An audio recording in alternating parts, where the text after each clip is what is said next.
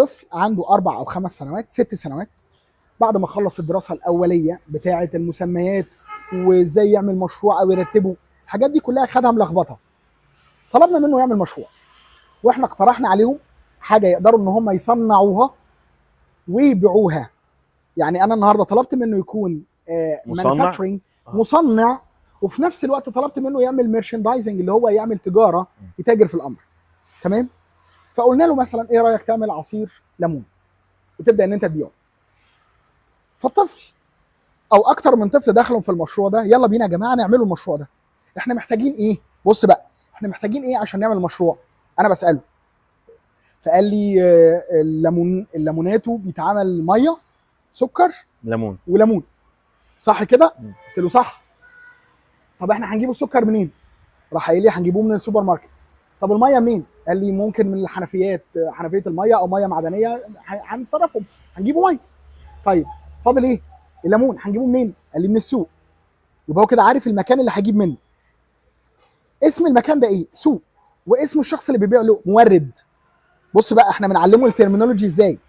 تمام؟ طيب بعد ما جبنا المكونات، المكونات دول اسمهم ايه؟ فاكتورز اوف برودكشن، عوامل الانتاج.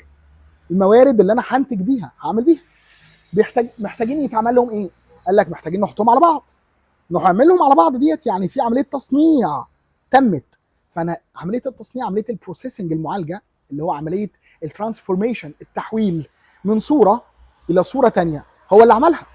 فبدا ان هو يعمل ايه؟ يصنع. وجاب الوعاء اللي صنع فيه. بعد ما صنع، ايه الخطوه اللي بعد كده؟ البيع. لا، التعبئه. ايوه. تعالى بقى، ما هو الطفل الطفل اللي بيمشي معاك انت بتساله، فبيبدا يقول لك نعبوه. هنعبوه فين؟ محتاجين نعبوه في كوبايات. طب الكوبايات دي نجيبوها منين؟ بص انت كانك انت مش فاهم، انت ولا تعرف اي حاجه. وبيطلع الخبرات، انت بتخليه هو اللي يقول، يبدا هو اللي يطلع المصطلحات، ويبدا هو اللي يدور. ففي طفل يرد عليك يقول لك ايه مثلا؟ هنجيبها من عند ماما. ده اللي معتمد على ماما، طفل اتكالي في كل حاجه بقى. طب ما هو ماما مش هتقدر تدينا، احنا بعيد عن ماما، كم الكافي مش هينفع. نجيبوها منين؟ قال لك بتتباع في السوبر ماركت. صح، بتتباع بكام؟ فراح سال في السوبر ماركت، لقاها بتتباع هنا مثلا، كنا هناك بيورو مثلا، بجنيه. فغاليه شويه. طب انت جربت شفت مكان تاني؟ لا. طب ما تجرب في مكان تاني. تنوع المصادر، خليه ينوع الاماكن عشان ايه؟ يقارن الاسعار. فيبدا يقارن السعر، هيقارن منتج ويقارن نوع، وهيقارن نفسه. هو هياخد خبره كبيره ان ده ممكن يتباع في اكتر من مكان باكتر من سعر وباكتر من جوده. ليه بقى؟ قلت له اشتري حاجه من هنا واشتري حاجه من هنا، وقارن الايه؟ الاثنين. الجوده. بعد ما جاب الكوبايات، احنا محتاجين واحنا بنبيعها بنقول له عصير ليمون ايه؟ فمش فاهم. اسم، علامه تجاريه بقى. اختاروا اسم بقى. علامه تجاريه. علامه تجاريه. طب وانت بتختار الاسم اللي علامه تجاريه، محتاج يكون فيه ايه؟ لوجو. طب صممت اللوجو؟ لا. عندك فكره للوجو؟ لا. طب احنا لو عايزين نعمل لوجو هنعمله شكله عامل ازاي؟ بص، بما انه هو ليمون يبقى لازم يكون لونه اصفر، لون الليمون. فبدا يختار لون، ونكتبهم جمله تحت منه: اشرب ليمون مروان مثلا. فبتبدا ان انت تتحاور معاه. فعمل برين ستورمنج للموضوع كله على بعضه. طب بعد ما عمل، طلعنا منتج عصير الليمون، محتاجين ان احنا نعمل ايه؟ محتاجين ان احنا نبيعه بقى. نبيعوه ازاي؟ ننزلوا نقولوا للناس، نقولوا للناس. يعني انت هتنزل سوق، هتنزل تتعامل، صح؟ عشان تتعامل مع الناس هتقول لهم ايه؟ زي البنوته اللي جات لك قالت لك عمو حضرتك ممكن تاخد مني كذا، او انت محتاج كذا. فبدا يعمل ايه؟ عرض. فاحنا بنعمل برزنتيشن. فبدا يعرض الفكره بتاعته. بتعرضها ازاي؟ باسلوب منظم مهندم، وبتستخدم كلمات معينه توصف بيها الامر ده، صح؟ فبدا ان هو يدور على ازاي هيبيعه.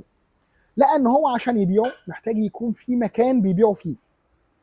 قلنا له طب ايه رايك لو هتعمل كشك صغير كده وتحطه قدام باب البيت عندك، تمام، تبيع فيه المنتج ده. فراح قايل طب اعمله ازاي؟ ما نعرفش. بص بقى، معرفش. طب هو الكشك ده بيتعمل من ايه؟ من خشب او من حديد. محتاج ان انت تجيب خشب ومسامير وتبدا ان انت تصممه، تعمله. فبدا يرسمه، وبدا ان هو يروح فعلا يجيب خشب، لان انا دليته بقى يجيب خشب منين، ويبدا ان هو يعمله. طب بعد ما عمل الموضوع ده راح عامل ايه؟ راح عايزين نحطه يافطه. فبقى في جزء الادفرتايزنج. فلقينا ان الطفل بعد ما خلص ده، تعالى بقى نقلبه اللي انت عملته ده كله لكلمات كبيره اللي احنا بنستخدمها في البيزنس. اللي انت عملته ده اسمه تسويق، واللي قبل منه اسمه ادفرتايزنج اللي هو اعلان، واللي قبل منه اسمه سيلز فاهم الموضوع يعني باسلوب بسيط، اللي انت وفي نفس صرفته الوقت طبقه تطبيق عملي. عملي قوي. اللي انت صرفته اسمه تكاليف، واللي انت كسبته اسمه ارباح. ده الفلوس اللي طلعت لك من الموضوع كله على بعضه. انت كسبت ايه؟ يبقى غطي تكاليفك، اللي طالع بره ده يبقى المكسب بتاعك. فلقيت نفسي ان انا بعلم الطفل بالمحاكاه كل حاجه. فتخيل يا دكتور النهارده انا اديته كل الترمينولوجي اللي هو محتاج ان هو يعملها بالجزء بتاع المحاكاه. عمل المشروع، بدانا نتكلم المشروع ده اتعمل ازاي، 1 2 3 4.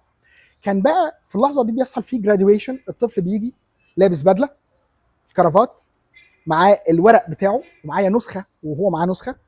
فبيبدا ان هو يحطها قدامي وبيعمل معايا انترفيو 1 تو 1 عشان اديله شهاده، وامضي له عليها ان هو اتخرج من الكورس الخاص بالكيدبرينور اللي هو رياده الاعمال. فهو بيتكلم معايا بقى، بيشرح لي احنا عملنا كذا، وانا بناقشه اعتمدت على المورد ده ليه؟ طب في موردين تانيين.